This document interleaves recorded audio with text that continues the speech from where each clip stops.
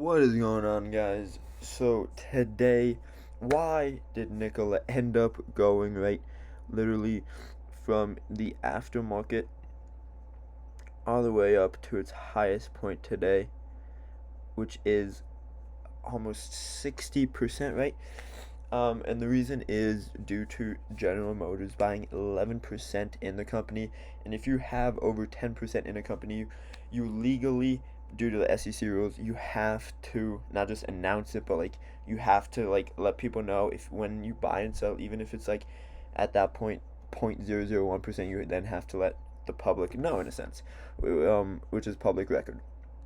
But so luckily for me, I ended up having 100 shares of Nikola, and my average price was at $44. And sadly, my limit sell price was only at $49, which was kind of sad, but that was still a $500 profit. But again, I could make an I could have made an extra 500 over $500 profit. But again, you know, got to make money somehow. So I'd rather sell early than lose it at all, especially considering like I was at my average price was $44, and then it went down to 32 last week, and I was like, dear God, what have I done? But luckily, seriously, worst stock pick I could have chosen, but I got lucky on that one, so definitely don't copy that move.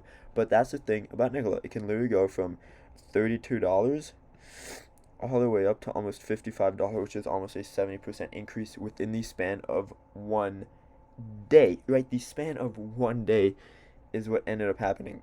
Now it is nicely sitting at 50, 65. Will it go higher? That really depends. The main reason, let's take a look at why it really did what it did. So, Nikola shows pop because General Motors takes 11% stake, and they wanted to do this because they will engineer and build Nikola's hydrogen pickup. Now, why is General Motors interested with Nikola? It is because if you look at the overall share price of General Motors compared to Tesla throughout the past couple of years, General Motors has been going down in value while Tesla has been going up. And they knew that they needed to really do something quite effective in order to kind of go back mainstream. Otherwise, they would cease to exist, or at least lose so much capital they really would not be relevant that much anymore. Um, just as Tesla ended up announcing electric cars, then Porsche ended up coming out with the Taycan, the Panamera, and the Cayenne Hybrid. Then Audi ended up coming out with the Audi e-tron. They're coming out with the Audi e-tron GT. Quick side note, I might end up getting that in December. Depends on how well the stock market will then end up doing. Not just joking, I'll probably most likely end up getting that in December anyways, or a Bentley Continental.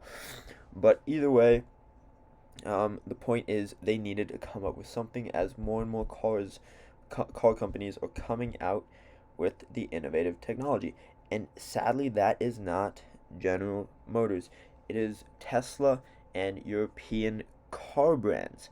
And that kind of has General Motors worried, right? It's not just bad enough that they have to compete with a Porsche 911, or an Audi R8 or an Mercedes AMG GT, but now they also have to compete with electric car companies, and then boom, Porsche, Audi, and all of them are now focusing on that as well as Mercedes is making their new electric car as well. I think it's called Project One, right? So they had to do something, and their only way was to partner with Nikola. Now, the thing about Nikola, which I am not a fan of, is that it can literally, if we take a look at the last like 20 days here, you can literally see that it has been declining.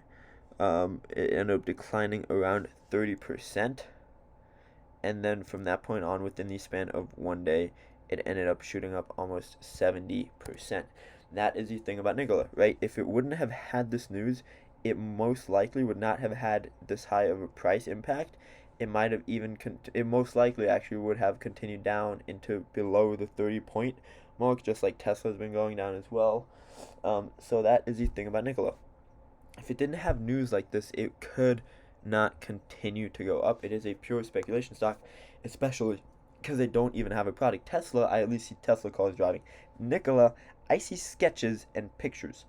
So overall, I'm not hating on Nikola. I'm not hating on General Motors. I am just saying it is pure speculation. I do not see a fundamental basis behind it.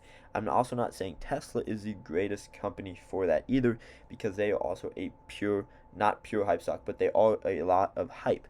Again, Tesla will shoot up before Battery Day because they are then announcing their new million-mile battery and all of that and their new technology.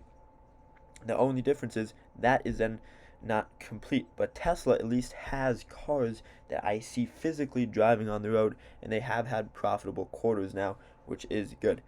So overall, Tesla is not pure speculation. Nikola, as of now, is pure speculation, and General Motors took a big gamble on it recently, which ended up causing Nikola shares to skyrocket.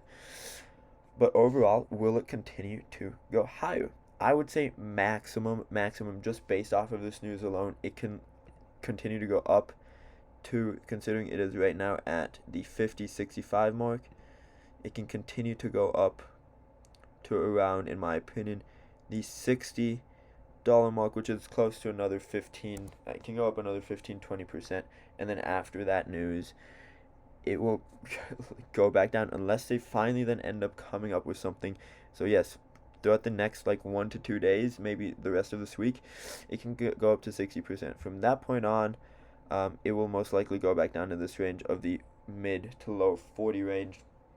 And then again, they either need news or they finally need to come out with a product in order for their stock to continue rising. Because if we look at the 180-day chart, we can see, right, it started out, right, nice gradual increase, big pop. Went down, gradual increase, and then from here, again, a huge pop of almost 200%. And then since that point, it has just been making lower highs, and it's a decaying stock at this point if you look at it like this. And if you were to keep going around this trend line, right, it would keep going down and down up until this line I ended up drawing at the $20 region. So again, without this news, that is what would have happened. And as you can see here, it had a small spike. Then from that point on, as it does with every single spike, it ends up then decreasing tremendously. Has a small gradual increase or gradual equivalent. Huge spike up, huge spike down, right? So again, Nikola is not the company as of now I see long term, because if you would have held long term, if you would have ended up getting in around here, you would have been screwed if you did not sell up here. Especially throughout the past couple of months, and I am a person who likes taking stock opportunities. So that doesn't mean I want to hold a stock for a year and only make 10%. No, that means I want to hold a stock for a week and make that 10%. I want to hold a stock for a day and make a 1%. I want to hold a stock for 2 days for a month and make around, my goal is 20% a month. So that means if I do not see that stock, if I plan on holding that stock for a month and I do not see that 20% growth, then I'm like, okay, I do not need this, right? My main point is to grow my portfolio 20% a month. My portfolio is close to $50,000. The last, like, besides the past 3 days, because it ended up going down due to Tesla, thank you very much, Tesla, was $48,000, right? Which means 20% of that, obviously, because it's almost $50,000, 20% of 48,000 is $9,600, right? So my main goal is to grow my account by that percentage. Now that means if I think Bed Bath & Beyond can shoot up 10%, I might put, in the next month, I might only put $2,000 in that stock then, while if I think Tesla can shoot up 30%, then I might put $30,000 in that stock. So that is what I mean, and Nikola is not a stock that would do that for me. Especially right now, the only good news is it has a new resistance level at the $30 mark, which I will actually end up drawing, because that is good to know in the future if there ever happens to be another case of this. But overall, Nikola, in my opinion, can maximum go up to 60 before it gradually starts decreasing again, and then from that point on, it needs news, or it actually needs to come out with their product. But other than that, that is the update on why Nikola rose. That is my price prediction on Nikola, and that is my reasoning of the analysis of the company and my long-term viewpoints on it and my short-term viewpoints on it. I hope you guys enjoyed this video. If you did, give it a like, leave some comment down below. I do respond to, I would say, every single comment, unless it's just not a reason to respond.